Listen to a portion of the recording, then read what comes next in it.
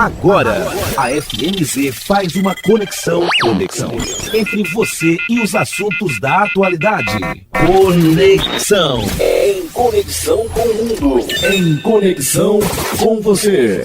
Conexão. Em conexão com o mundo. Em conexão com você. Programa Conexão. Apresentação e produção, Edésio Petterle. Trabalhos técnicos, Magno Nogueira. Olá, ouvinte da Rádio FMZ, muito bom dia. Estamos começando agora mais um programa Conexão aqui na Rádio FMZ. Bom dia você que está em casa, você que está no expediente de trabalho. Um bom dia especial também para você que nos acompanha do seu veículo, percorrendo a BR-262 ou as diversas rodovias da nossa região serrana. A você ouvinte que nos visita aqui em Venda Nova do Imigrante, seja muito bem-vindo à Terra da Polenta. E falando nisso, estamos no primeiro final de semana da Festa da Polenta em Venda Nova do Imigrante, um evento que há quase 50 anos celebra a cultura vendanovense e tem como motor principal o voluntariado. Além da Festa da Polenta, o trabalho voluntário é uma marca na história da cidade. Várias ações, iniciativas e instituições surgiram e são mantidas pela força do trabalho pelo bem comum, possibilitando assim o desenvolvimento local. Outro fator de desenvolvimento de Venda Nova foi a educação. Desde a primeira geração de imigrantes que ocupou a região, a preocupação com a educação dos filhos foi uma constante. Muitos saíram para estudar fora na primeira metade do século XX e, ao voltar para a terra natal, trouxeram conhecimentos e inovações. Esse movimento em torno da educação de Venda Nova foi objeto de pesquisa do professor Rodrigo Paste Ferreira, na sua tese A influência da imigração italiana e das escolas no desenvolvimento do município de Venda Nova do Imigrante no período de 1940 a 1990. Para falar mais sobre esse assunto, sua pesquisa e sobre o desenvolvimento de Venda Nova, nós recebemos aqui Rodrigo Paste Ferreira, doutor em História e professor do IFES Venda Nova. Professor Rodrigo, seja bem-vindo ao programa Conexão. Bom dia, meu amigo. É um prazer estar aqui, participando desse programa mais uma vez. Me lembro quando vim aqui a primeira vez falar sobre as mulheres imigrantes italianas. E hoje, com muita alegria, a gente volta para falar de Venda Nova novamente, mas com um tema um pouquinho diferente, sobre a educação e o desenvolvimento de Venda Nova, que foi parte aí da minha pesquisa de doutorado. E é bom revisitar as minhas pesquisas. Mais uma vez, obrigado, professor Rodrigo, pela sua presença aqui. Antes de iniciarmos nossa conversa, nós vamos para um rápido intervalo, mas daqui a pouquinho a gente volta com o programa Conexão. Conexão. Apresentação, Edésio Petterle. Você está ouvindo Conexão. Estamos de volta com o programa Conexão aqui na Rádio FMZ. Hoje o nosso assunto é sobre educação e o desenvolvimento de Venda Nova. Para falar sobre isso, nós recebemos aqui Rodrigo Paste Ferreira, que é doutor em História e professor do IFES Venda Nova do Imigrante. E então, professor Rodrigo, vamos falar sobre educação e o desenvolvimento de Venda Nova. O que te motivou a pesquisar sobre esse assunto? Então, isso é uma pergunta que me remete diretamente à família. Desde de quando eu começo o meu mestrado, pesquisando imigração italiana e Venda Nova, a minha grande motivadora era a minha avó, a Anides, falecida avó, a Anides Venturim Paste, e as histórias que ela me contava da luta e da labuta na propriedade rural, a vida difícil. E minha falecida mãe também, completaram-se 3 anos que ela partiu, que era professora, e sempre me contou e me falou muito das dificuldades que ela passou pela vida, mas que a família, de forma geral, a família de minha mãe, família de minha avó e de meu avô, Antônio Paste, superaram as maiores dificuldades que tiveram na vida através do ensino, através do estudo.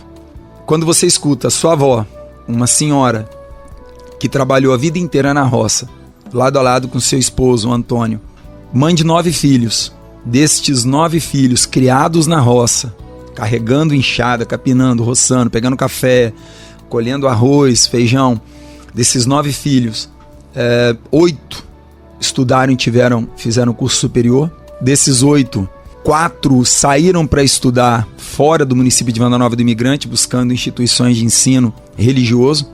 Isso te toca, eu como educador que sou, como professor que sou, e como eu já tinha essa base na pesquisa da história de Venda Nova e da imigração italiana, vendo isso eu pensei, no mestrado eu falei sobre a mulher, a luta e a labuta e a contribuição para a formação do município de Venda Nova.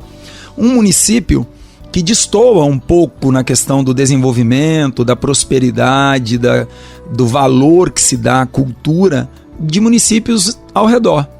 E o que pode ser o diferencial de Venda Nova do imigrante? O que seria esse diferencial? A partir então dessa inquietação, eu busquei respostas no ensino. E pesquisando e lendo, eu encontro muitas dessas pistas e chego à minha tese de doutorado, que lá se vão 10 anos da defesa, que é o ensino formal e informal como mola propulsora para o desenvolvimento econômico de Venda Nova do imigrante. Então, ali nas suas pesquisas, você se debruçou aquele período, né, de ocupação aqui do território, primeiras décadas, né, de ocupação, o imigrante propriamente dito, seus filhos, né, construindo sua família aqui. Como que era vista a educação no aspecto escolar lá naquele tempo para os imigrantes e seus descendentes aqui em Venda Nova? Então, durante tanto a pesquisa do mestrado quanto a pesquisa do doutorado, uma acabou complementando a outra, né? E a minha pesquisa sempre foi uma pesquisa de campo, no aspecto qualitativo, mas também quantitativo, quer dizer, eram entrevistas semi-estruturadas, onde eu visitava os nonos e as nonas aqui em Venda Nova, previamente escolhidos, e que tinha uma ligação direta com o surgimento do município, com a formação do município. E nessas entrevistas eu tive a honra, por exemplo, de entrevistar a dona Brígida, com seus 100 anos de idade na época do meu mestrado, seu Benjamin e outros tantos que eu não vou ficar nominando, que eu posso esquecer, o senhor Rafael Zandonadi, dona Tereza, esposa, posso me esquecer de alguns, eu não seria justo. Mas mesmo na época do meu mestrado, eles já tocavam e falavam da questão do ensino, né? Como era o ensino do filho do imigrante, como era o ensino do descendente direto do imigrante lá no início, nas décadas, a partir de 1891, 1892, que é quando chegam os primeiros imigrantes aqui em Venda Nova do imigrante.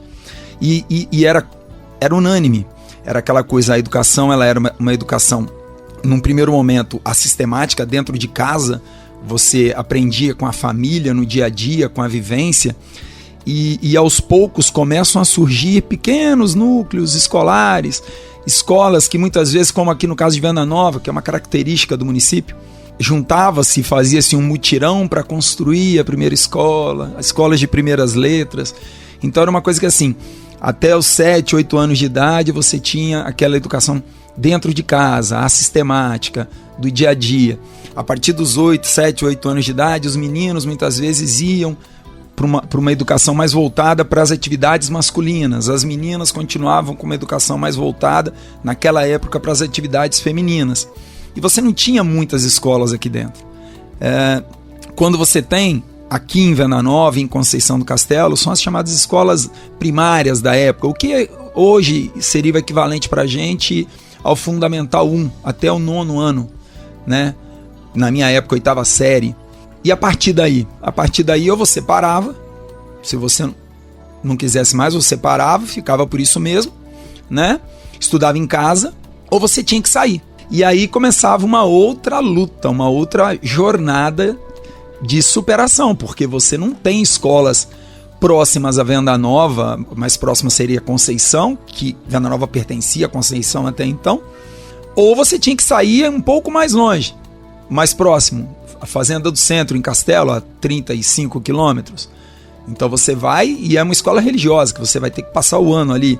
Ou vai para Jaciguá, aqui em Vargem Alta, que fica aí a 60, 65 quilômetros. O problema muitas vezes é que nessas escolas você às vezes vai ter que pagar mensalidade, você não tem o dinheiro. Como é que você paga mensalidade para um filho seu estudar num lugar desse? Você vai pagar às vezes com o que você tem. Você vai pagar com uma saca de café, você vai pagar com um saco de feijão, você vai pagar com um garrote, você vai pagar com um leitão. Você encontra formas de pagar para o seu filho poder estudar ali fora. Mas você quer o seu filho estudando. E isso eles eram unânimes. A escola era o caminho para tentar sair da vida dura que era a lavoura, né? E Venda Nova teve esse diferencial. Mesmo você precisando às vezes da mão de obra do filho ali, porque é um pecúlio, a mão de obra dele vai ajudar no acúmulo do pecúlio, do capital familiar, mas você vai abrir mão desse seu filho numa visão de longo prazo. Eu mando meu filho estudar numa escola de padre, num seminário, e se ele não seguir a vida religiosa, o que para muitos era uma honra, ele pelo menos vai receber uma educação formal e vai poder seguir a vida dele de outras formas. E como que se conciliava isso? O trabalho nas pequenas propriedades rurais e essa busca por educação dos filhos?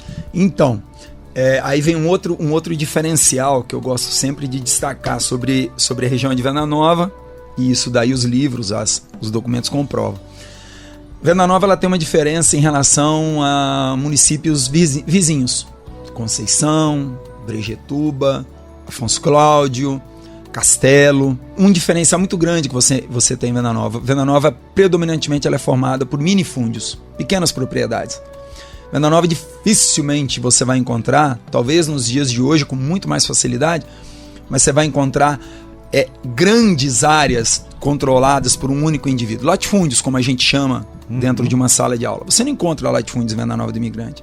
Você não encontra propriedades que pertencem a um único casal, a uma única pessoa que tenham aí, na década de 20, 30, 40, 50, que tenham aí seus 70, 80, 100 alqueires de terra, que é terra pra caramba, né? Então, na maioria das vezes, as propriedades de Venda Nova eram minifúndios familiares, de agricultura familiar e de policultura. Quer dizer, em Venda Nova, você tinha de tudo. Você plantava o seu café, você plantava o feijão, você plantava o milho, você plantava o arroz, você plantava trigo em Venda Nova. Trigo também. Você produzia trigo em Venda Nova, né? Os núcleos familiares aqui em Venda Nova do Imigrante, eles eram quase que autossuficientes. O que se comprava em Venda Nova do Imigrante? O que essas famílias compravam de verdade? Pegar o dinheiro, às vezes, ir lá e comprar. Você tinha que comprar tecido, você tinha que comprar o querosene, você tinha que comprar o sal e, quando não produzia-se, o trigo. Do resto, praticamente, você produzia tudo dentro da sua propriedade. Não eram grandes propriedades, mas você aproveitava tudo que você podia delas. Então, em muitos momentos, o que acontecia? Uma família que tinha lá os seus 2, 3, 4, 5 alqueires de terra e tinha 9, 10, 15 filhos, como é o caso de muitas famílias aqui de Venda Nova do Imigrante, a gente basta ver nos quadros espalhados pelas paredes. Não vou nominar famílias aqui para também não cometer esse pecado, esse erro, mas você tinha famílias aí com 10, 12, 15, até 19 indivíduos, né? Filhos de pai e mãe, famílias patriarcais, nucleares, com 15, 19 membros, para muitas vezes trabalhar em uma propriedade não tão grande. Então eu posso muitas vezes abrir mão de alguns desses filhos, que seriam mão de obra, e destiná-los ao estudo. Então eu uso, às vezes, os mais velhos, ou às vezes os mais fortes, ou aqueles que são mais que eu considero mais aptos à atividade manual na minha propriedade, e posso abrir mão de alguns, abrir mão no sentido não de mandar embora, mas abrir mão da luta, da labuta, do trabalho manual na minha propriedade para enviá-los para estudar. E por que não fazer isso? E repito, é um projeto de longo prazo, porque no futuro eu sei que eles vão estudar e o ensino vai ser para eles uma ferramenta de mudança, uma ferramenta de conquista. Então eles saem, eles estudam, eles aprendem, eles conhecem novas tecnologias. Venda Nova tem exemplos claríssimos disso. Conhecem novas tecnologias e podem trazer para o município posteriormente essas inovações, e essas inovações são aplicadas no município de Venda Nova. Então, assim, eu abro mão hoje pensando no amanhã. A minha recompensa virá no amanhã. Através do quê? Do ensino. Certo, Rodrigo, nós vamos dar uma pausa aqui na nossa conversa, vamos para o intervalo e daqui a pouquinho a gente volta com o programa Conexão aqui na Rádio FMZ. Conexão. Conexão. Apresentação: Edésio Petterle. Estamos de volta com o programa Conexão aqui na Rádio FMZ, hoje conversando com o professor Rodrigo Paste Ferreira sobre educação e o desenvolvimento de Venda Nova do Imigrante. Professor Rodrigo, no primeiro bloco demos um panorama ali sobre a sua pesquisa, sobre como era visto a educação, né, no aspecto escolar nas primeiras décadas aí do século XX aqui em Venda Nova, e o nosso assunto agora é como que essa atenção para a educação resultou no desenvolvimento de Venda Nova. A gente não pode imaginar que Venda Nova é um fruto do acaso. A gente não pode imaginar isso. Por que eu digo isso para você? Porque as pessoas às vezes costumam apontar como o motivo do sucesso de Venda Nova do Imigrante é a BR-262. Quantas vezes você já escutou isso, Adams? Várias vezes. Que desenvolveu Venda Nova por causa da BR. Só desenvolveu por conta da BR-262. Quando eu pego e vou fazer minha pesquisa de doutorado, eu pego os índices de desenvolvimento do Espírito Santo, o IDH. Na época, a Venda Nova tinha o 12º IDH do estado do Espírito Santo. O 12º. Só perdendo para cidades ali da Grande Vitória, para os grandes centros. Venda Nova tinha o 12º melhor IDH. Chegou a ocupar o 10º. Quando você pega os municípios ao redor, o que estava melhor classificado era o IDH do município de Castelo, que era 15º. Os outros, 24º, 50º, não sei das quantas, era uma discrepância muito grande. E você vai atribuir isso única e exclusivamente à BR-262. E aí eu pego na minha pesquisa de doutorado e vou fazer uma comparação. O índice de desenvolvimento, os índices de Venda Nova, renda per capita, qualidade de ensino, expectativa de vida, desemprego. Eu pego todos esses dados e vou fazer um comparativo com todos os municípios que a BR-262 cortava no Espírito Santo. Comparei os índices de Venda Nova com todos os municípios que a 262 corta no Espírito Santo. Venda Nova tinha os índices melhores que todos eles. Todos eles. Incluindo municípios fora do estado do Espírito Santo, como é o caso de Manhuaçu, né? Tá, então beleza. A 262 não é o único fator. O que mais? Vamos lá, o solo para agricultura, que era a base da economia. Bom, o solo de Venda Nova não tem nenhuma mágica. O solo de Venda Nova, predominantemente, é o mesmo solo dos municípios que circundam. Então, também não dá. O clima. Venda Nova tem um clima diferente. O clima de Venda Nova, o clima de Conceição, o clima de Marechal, né, Domingos Martins, são basicamente os mesmos. Não, Venda Nova, Conceição é mais quente, depende. Conceição tem o mais quente lá, mais próximo a Castelo, mas também tem as regiões aqui mais altas, mais elevadas. Então o clima também por si só não diz nada. A posse da terra, aí começa a mudar alguma coisa. Você encontra latifúndios em Conceição, em Afonso Cláudio, em Castelo, em Brejetuba principalmente, você encontra latifúndios. E aí vem uma característica. Nesses grandes latifúndios, eram, por tradição, transmitidos de pai para filho. As famílias, muitas vezes, se apoiavam naquelas grandes propriedades e não iam atrás de um ensino. E aí vem essa diferenciação, esses minifúndios de Venda Nova. Chega um ponto na década de 40, década de 50, que as famílias de Venda Nova já não tão numerosas e que literalmente não tinha terra mais para todo mundo, no sentido figurado. Já não tem mais terra para todo mundo. E o que você vai ver acontecer aqui na década de 30, 40, 50?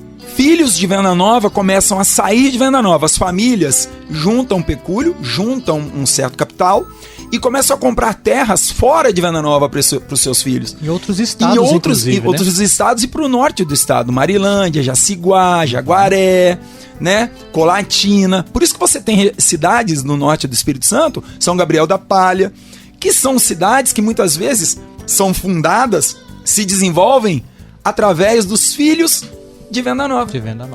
Dos filhos de Venda Nova. Né? Então é imaginar mais ou menos isso. Eu não tenho terra para todo mundo. Eu posso abrir mão um pouco, então, dessa força de mão de obra e pôr para estudar. Porque no futuro, se eu tenho 5, 10 alqueires de terra, 20 alqueires de terra, eu não preciso dividir entre os 9.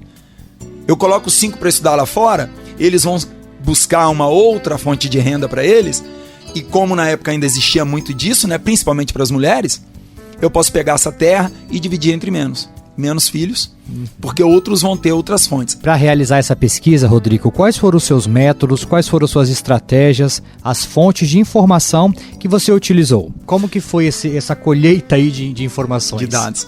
Então, graças a Deus, eu já tinha feito toda a minha pesquisa do mestrado, com muita leitura, muita pesquisa de livros do Máximo Zandonade, nossa, muita coisa do Máximo, lembranças camponesas do Franceschetto. Silmar Franceschetto. Franceschetto. Então eu já tinha colhido muito conteúdo no meu período do meu mestrado, que tinha um foco na mulher, mas é óbvio, bom pesquisador que qualquer um deve ser quando se opta por esse mundo acadêmico, você já tem que pensar lá na frente. Então eu já ia pesquisando a mulher, mas já deixando as anotações e sabendo onde eu poderia encontrar. Então, livros, muita pesquisa, arquivo público do Estado, que na minha época eu tinha que ir a Vitória pesquisar, agora você pesquisa tudo na tela do seu computador. Hoje é tudo digital. Na minha época não, tinha que ir lá para visitar e lá pesquisar. Visitar, pesquisar. Fotos, diários, prosas e o que me deu muito nessa pesquisa qualitativa, entrevistas. Eu pude ter a honra e o prazer de conversar com os nossos nonos. Então eu meio que estipulava uma faixa etária mínima a partir dos 70, 75 anos, porque lá em 2010, 2014, eles tinham tido contato direto com o imigrante, ou com o filho direto do imigrante. Então é muita riqueza, era muita riqueza. Então foram as minhas fontes, mas a maior riqueza foi poder conversar com eles. Conversar, eu nunca vou me esquecer das conversas que eu tinha, o seu Rafael e Dona Tereza, quando me receberam na casa deles, aqui, do lado do prédio aqui da FMZ, eles tinham uma casa aqui, e a alegria daqueles dois nonos, meu Deus, aquilo foi uma coisa que me marcou demais, Dona Tereza, que Deus a tem e tem, pessoas maravilhosas. Então foi isso, pesquisas em livros, no arquivo público, da própria internet, um projeto que o Estado tinha de imigração, e tem até hoje, né? Você tem um arquivo, um acervo riquíssimo sobre imigração no Espírito Santo, que foi um projeto do Estado, e as entrevistas que foram muitas mesmo. Não dá nem para mensurar a importância. Muito bem, certo, Rodrigo, nós vamos dar uma pausa aqui na nossa conversa, vamos para o intervalo e daqui a pouquinho a gente volta com o programa Conexão aqui na Rádio FMZ. Conexão, em conexão com o mundo, em conexão com você. Conexão, apresentação Edésio Peterle. Estamos de volta com o programa Conexão aqui na Rádio FMZ, primeiro final de semana da Festa da Polenta, e hoje estamos conversando com o professor Rodrigo Paste sobre educação e o desenvolvimento de Venda Nova. No decorrer da história, quais foram os principais destinos que a população de Venda Nova na época utilizou para ir continuar os seus estudos para além da educação primária? Para onde eles foram estudar? Então, hoje eu tenho ex-alunos que estudam na Bélgica, que estudam na Alemanha. Eu tenho um ex-aluno meu que hoje é professor universitário na Alemanha. O Ryan tá na Alemanha, ele é professor universitário lá. Eu tenho alunos espalhados, olha que doideira, né? 30 anos de magistério, eu tenho aluno espalhado pelo mundo inteiro. Posso dizer isso tranquilamente. E hoje a distância não é mais um empecilho, né?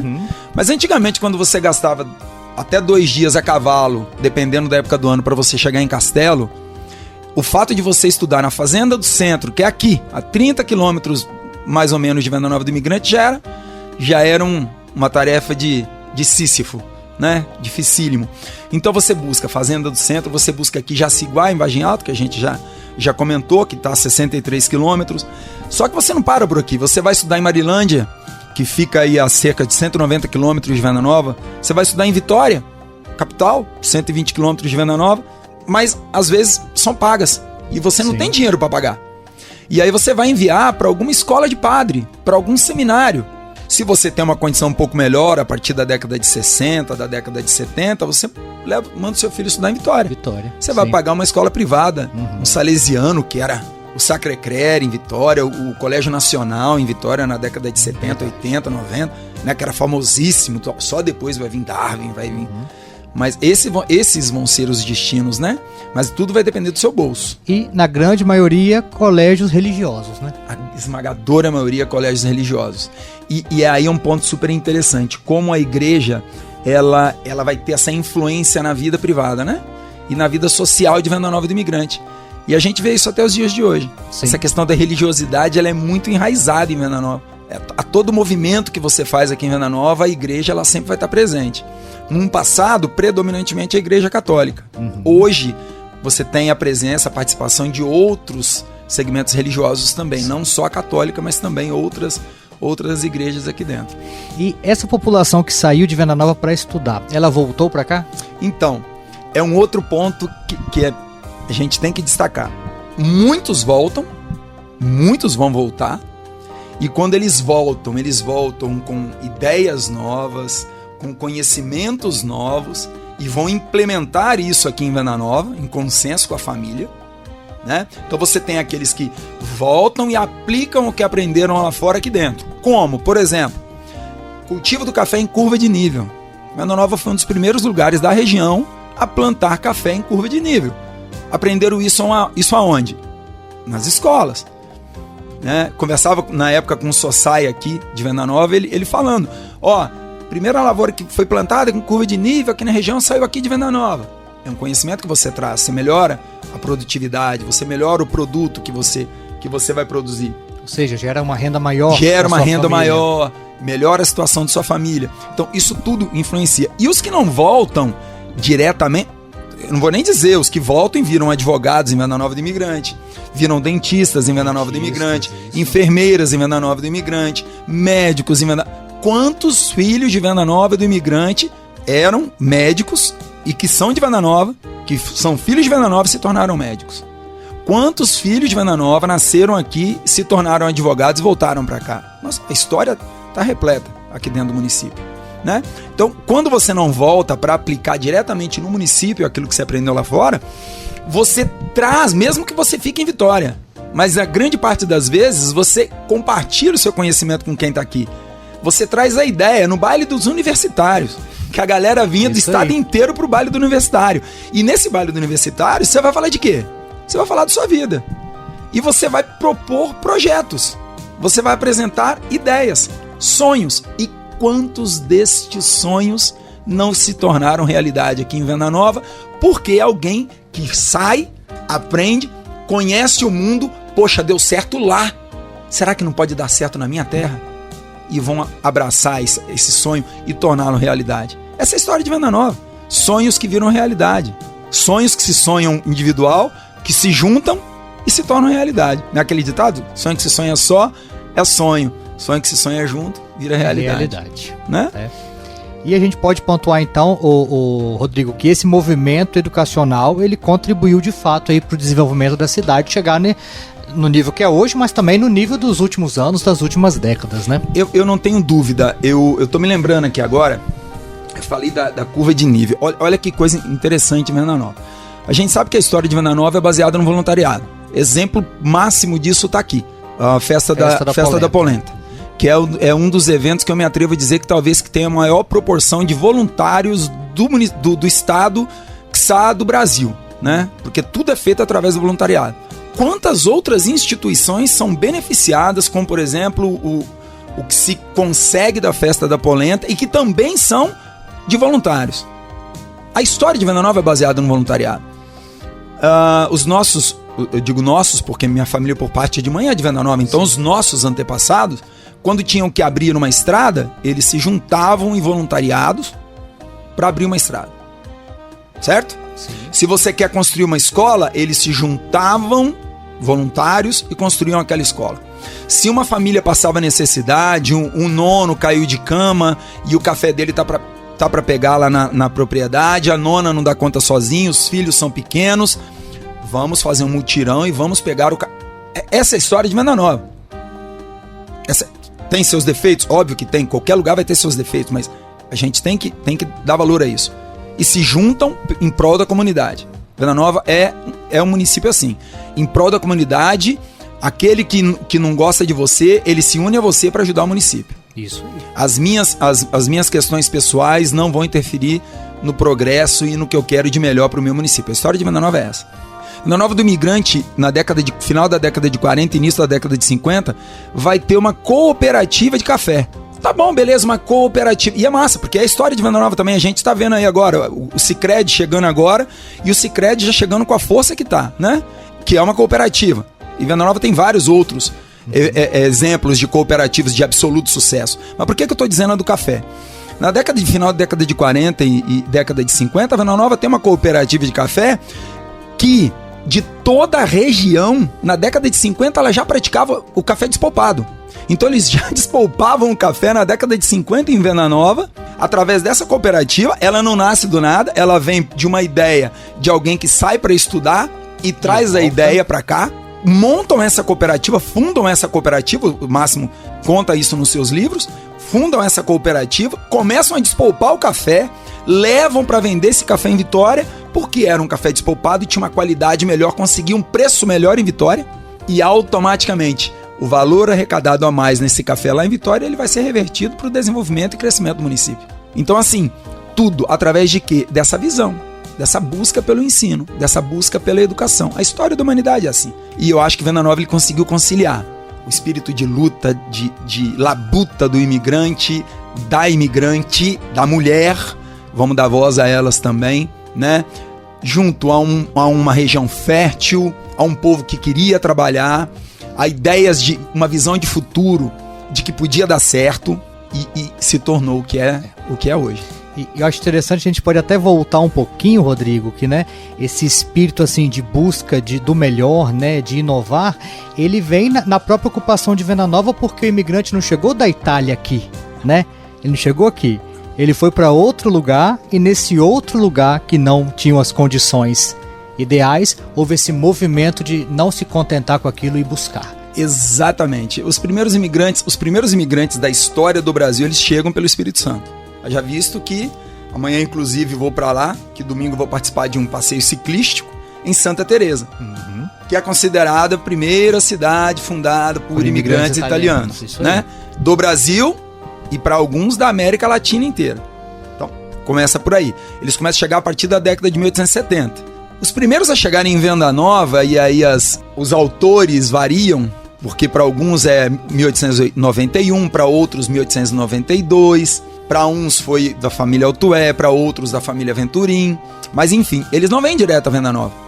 Eles descem, eles vão na antiga chamada Terra Magra, isso, ali na região do Benevente, na região de Araguaia, que na fala, né, nas pesquisas que a gente encontra, não era um solo muito bom, não era muito propício, isso. E aí eles buscam na Terra Graça, na Terra Gorda, a Terra Melhor, e vão encontrar o que hoje somos em Venda Nova, o que hoje somos, né, Venda Nova do Imigrante, que à época era um conjunto de 4 grandes fazendas: Fazenda Tapera, Fazenda Providência, Fazenda Bananeiras e Fazenda Lavrinhas. E essas fazendas, com problemas financeiros causados pelo fim da escravidão, pela distância e difícil acesso, dificuldade em escoar a produção, pela falta de estradas transitáveis, etc, etc e tal. Esses imigrantes, eles vêm para cá e compram em família essas fazendas. Então essas fazendas, elas vão ser adquiridas por famílias de Venda Nova, Zanonade, Altué, Falqueto, Espadeto, Venturim, vão ser compradas por essas famílias, vão dividir essas propriedades, né? E vão iniciar o processo. Muito do que a gente conhece aqui estava em mata, né? O falecido Benjamin Falqueto, ele contava que os primeiros que chegam, muitas vezes, passaram quase anos morando nas raízes dos pés de árvores, né? Que eles usavam as raízes para poder fazer a cobertura até que a casa ficasse pronta. Então, assim, eles não pegam nada pronto. Eles têm literalmente que labutar, eles têm que suar mesmo, dar o sangue para poder produzir alguma coisa, né? Então, isso é um pouco da história de Venda Nova, mas isso é para uma outra história. Sim. E pra gente fechar, Rodrigo, né? Não sei se isso consta na sua pesquisa, mas você vive a educação, né? São 30 anos, né? 30 anos aí de educação aqui em várias instituições de Venda Nova e da região. E como que nós podemos falar de educação em Venda Nova hoje? Então, a gente conversava um pouco, né, antes aqui do nosso momento. Antes de ligar os microfones. Gente, se ele colocar alguma coisa fora do que a gente está conversando aqui, eu não autorizei, hein? Brincadeiras. Mas a gente falava das dificuldades que a gente encontra hoje na educação. Sim. Eu acho que Venda Nova, de uma forma geral, Venda Nova olha para a educação como todo mundo deveria olhar. Venda Nova e todos os nossos governantes, os nossos legisladores, os nossos dirigentes, os nossos gestores, todos olham para a educação e o discurso é sempre unânime, né? A educação é o único caminho possível, né? Para nos livrar do atraso. Mas eu, depois de 30 anos de sala de aula, eu posso te dizer com certa certeza que passamos por um momento muito delicado na educação.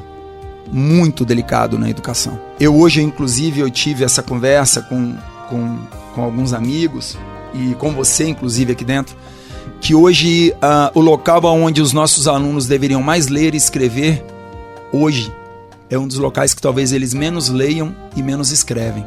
Porque tudo hoje é tela, tudo hoje é computador, tudo hoje, apesar de ser proibido o uso do celular em sala de aula, mas ainda assim, tudo é mais atrativo do que a escola.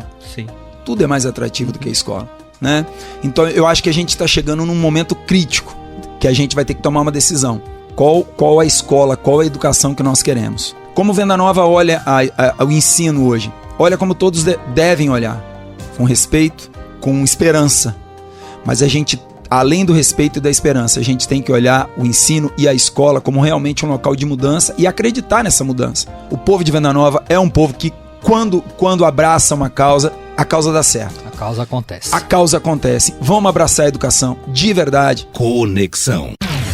E assim chegamos ao final do programa Conexão de hoje. Quero agradecer a você, ouvinte, que esteve aqui sintonizado conosco. E claro, agradecer ao nosso convidado, o professor Rodrigo Pache Ferreira. Obrigado, professor, pela sua presença, pelo seu tempo aqui conosco. E parabéns aí pela sua pesquisa realizada. E que tomara que essa tese logo vire um livro para esse assunto voltar à tona e disseminar conhecimento para mais pessoas. Esse livro tá no forno, já tem 5 anos. Mas vai, com fé em Deus ele sai. Muito bom, obrigado pela participação, tá? Eu que te agradeço, valeu. Conexão. Em conexão com o mundo. Em conexão com você.